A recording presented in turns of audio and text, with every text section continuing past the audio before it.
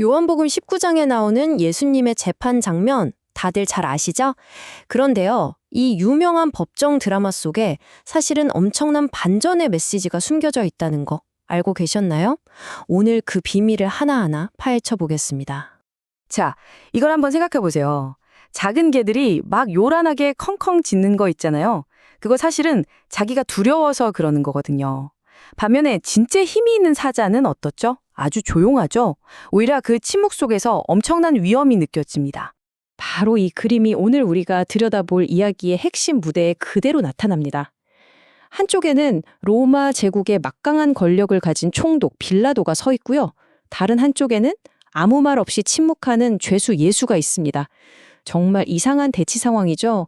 강자와 약자의 역할이 흐릿해지는 바로 그 순간입니다. 도대체 이 법정에서 무슨 일이 벌어지고 있었던 걸까요?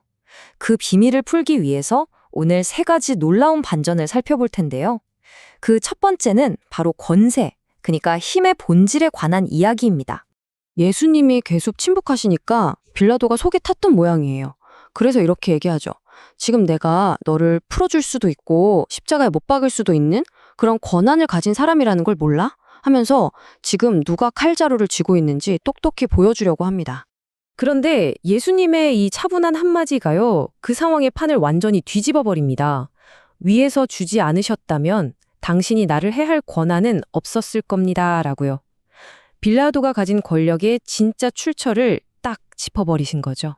여기서 예수님이 말씀하신 권한이라는 단어가 헬라어로 엑수시아인데요. 이게 그냥 물리적인 힘, 두나미스 같은 게 아니고요. 법적으로 위임받은 권위, 딱 그런 뜻입니다. 그러니까 예수님 말씀의 핵심은 이거예요. 빌라도, 당신이 가진 그 힘, 그거 당신 거 아니라는 거죠. 잠시 빌려 쓰는 렌터카 같은 거라는 겁니다. 언젠가는 반드시 반납해야 하는 빌린 권력이라는 거죠. 와, 이거 우리 삶에도 바로 적용되지 않나요? 우리를 짓누르는 것 같은 그 어떤 힘도 그게 사회적 압력이든 직장 상사의 요구든 그 모든 게 영원한 게 아니라는 겁니다. 더 높은 권위로부터 잠시 허락된 것뿐이라는 사실이죠. 자, 그럼 두 번째 반전으로 넘어가 볼까요? 이건 왕이라면 을에 일해야 한다는 우리의 고정관념 자체를 완전히 깨부수는 이야기입니다. 빌라도가 채찍에 맞아서 피투성이가 된 예수를 군중 앞에 끌고 나와요. 그러면서 아주 비꼬는 투로 외치죠. 이 사람을 보라! 이게 무슨 뜻이겠어요? 너희가 왕이라고 믿는 자가 바로 이 꼴이다. 이게 무슨 왕이냐 하고 최고의 굴욕을 주려고 한 겁니다.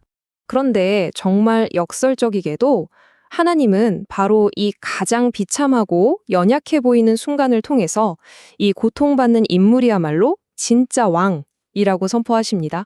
좀 어리둥절하죠? 사실 이 기이한 장면은요, 구약의 아주 강력한 한 이야기와 깊이 연결되어 있습니다. 민수기 21장에 보면 불평하던 이스라엘 백성이 불뱀에 물려서 죽어갑니다. 이게 일종의 심판이었죠. 그런데 하나님이 그들을 구원하시려고 모세에게 노수로 뱀을 만들어서 장대 위에 높이 달라고 하세요. 그리고 누구든지 그 노뱀을 쳐다보면 살 거라고 약속하십니다. 한번 생각해 보세요.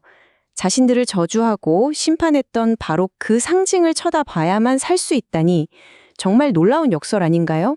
그리고 놀랍게도 예수님께서 직접 이 연관성을 설명하셨어요. 자신의 그 굴욕적인 십자가형이 바로 저주의 상징인 동시에 치유를 가져오는 그 노뱀과 같다는 겁니다. 결국 진정한 왕은 번쩍이는 힘과 영광으로 다스리는 존재가 아니라는 거죠. 오히려 우리의 가장 깊은 수치와 고통을 자기 몸으로 직접 짊어짐으로써 우리를 치유하고 구원하는 분이라는 겁니다. 당시 십자가형은 죄수를 완전히 발가벗겨서 모욕을 주는 극도의 수치를 주는 형벌이었거든요. 그 수치를 견디심으로 우리의 부족함과 무가치함이라는 수치심을 덮어주신 거죠. 자, 이제 마지막 반전입니다. 이건 정말 가장 놀랍고 소름 돋는 반전인데요. 바로 재판관과 피고의 역할이 완전히 뒤바뀌는 순간입니다. 본문에 아주 흥미로운 헬라어 단어가 하나 나와요. 에카디센이라는 단어인데 이게 해석이 두 가지로 다 가능합니다. 문맥에 따라서는 빌라도가 재판석에 앉았다라고 볼 수도 있고 또 다르게는 빌라도가 예수를 재판석에 앉혔다라고도 볼 수 있는 거죠. 아마 사도 요한은 이 이중적인 의미를 다 노리고 이 단어를 썼을 겁니다. 이게 뭘 의미할까요? 겉으로 보기에는 분명 빌라도가 재판관이죠.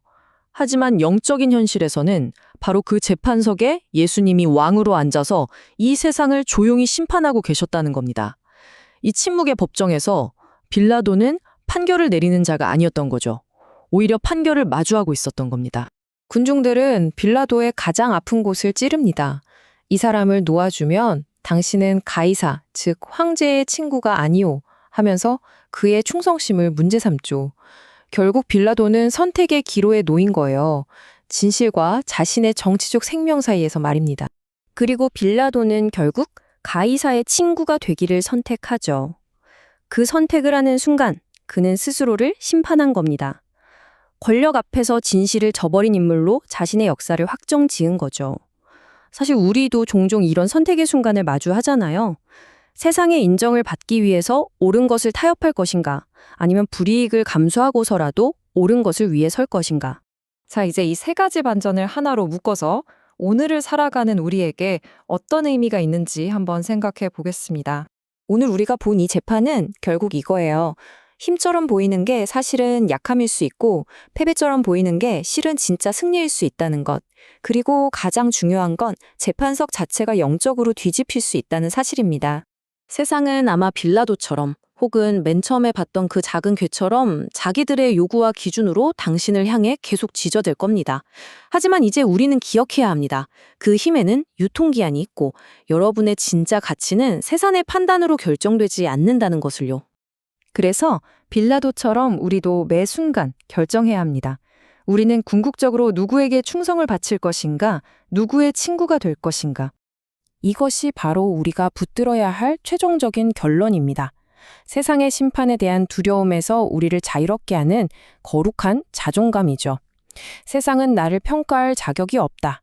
나의 진짜 재판관은 오직 예수 그리스도 한 분뿐이다. 라는 믿음 말입니다.